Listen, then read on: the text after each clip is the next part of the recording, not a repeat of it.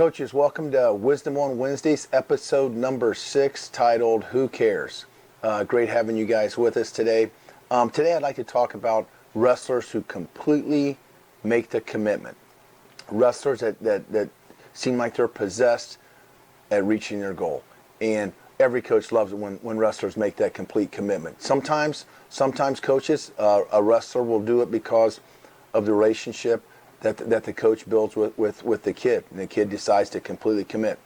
Other times, it's maybe an event or even a match that's the catalyst to make that wrestler completely commit. Either way, whether it's a coach or whether a wrestler does it by himself, it's awesome when that wrestler buys in, where he's all in. And the only thing that the wrestler wants is for the coach to guide him in the workouts and also to believe in them.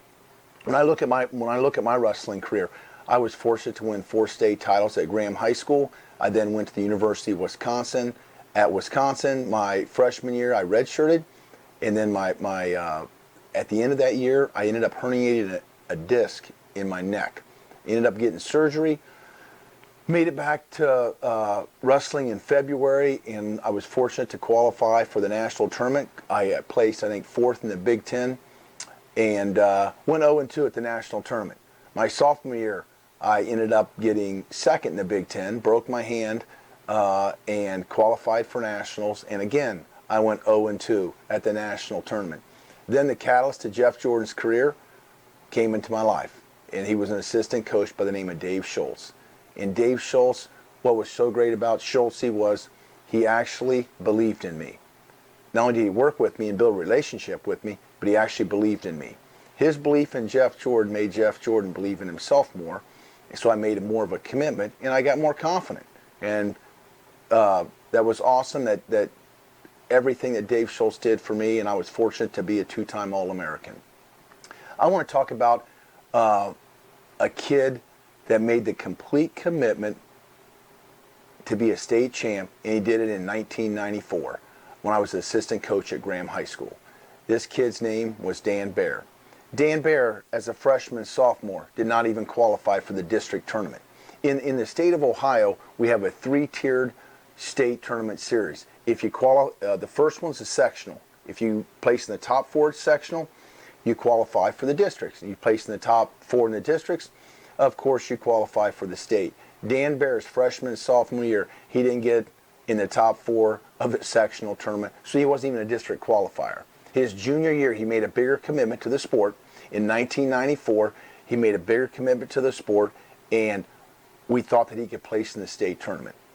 Sure enough, districts hit, and Dan gets beat in the district semifinals. He got beat in a really tight match to a kid, I think, that was ranked 2nd or 3rd in the state that year.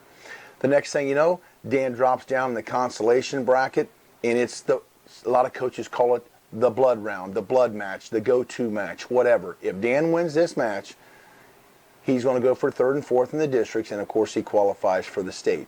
Dan was winning 4-2 and goes out of bounds with 4 seconds on the clock. And the ref hits him with his second stall call. So now his lead shrinks to a point. So now he's winning 4-3, 4 seconds left. I'm getting ready to get out of my chair to go coach somebody else. And his opponent times the whistle, hits a low double leg, and catches both their ankles and takes Dan down to beat Dan 5-4.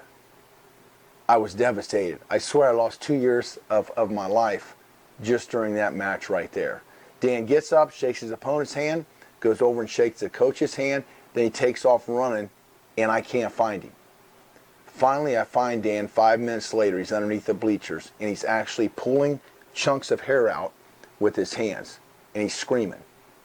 I didn't know what to say to the kid, but I do remember this. I yelled at him, and I said, "Do you like the pain that you're in right now?" And he screams, "No." I said, "Well, let's do something about it."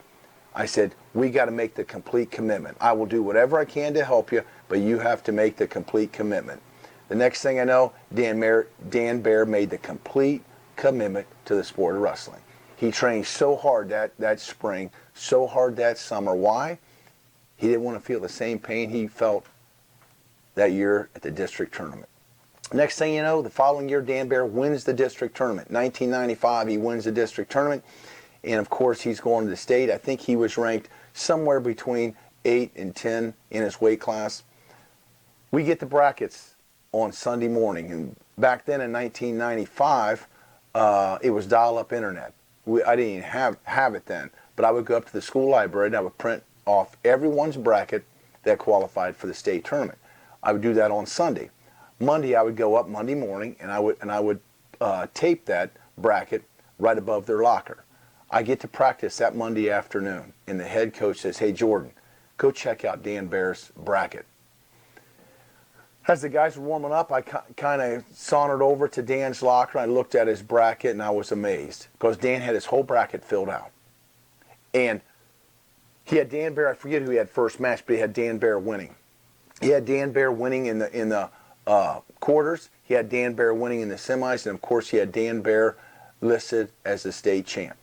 His opponent, he put the same 2 words on every other line as his opponent, and this is what I loved. Those 2 words were "Who cares?" So again, first match, didn't know who he had. He had Dan Bear winning. Second match, he had Dan Bear beating "Who cares?" Semis, he had Dan Bear beating "Who cares?" And of course, in the state finals that year, he had the number 1 ranked guy in the state tournament, guy that was undefeated. Dan was actually losing 5-4, goes out of bounds, and again, there's 4 seconds on the clock. I'm convinced that there were only 2 people in the world that knew Dan Bear was going to win that match. Number 1, Dan Bear, and number 2, the good Lord. Because with 4 seconds left, Dan hits a double leg off the whistle, the guy sprawls, and Dan comes up and hits a peek out or obble and scores the takedown to be the state champ. Coach, I love that story about who cares. It didn't matter who Dan had, whether it was a guy ranked number 1 in the state or not. Again, Dan Bear's whole attitude was who cares. Love the story about commitment. Coaches, I'm convinced of this. I know Dan Bear won the state in 1995, in March of 1995, but I'm also truly convinced where I really think Dan Bear won that state tournament was 1 year and 1 week earlier, in February of 1994, because he did not want to feel the same pain that he felt the following year.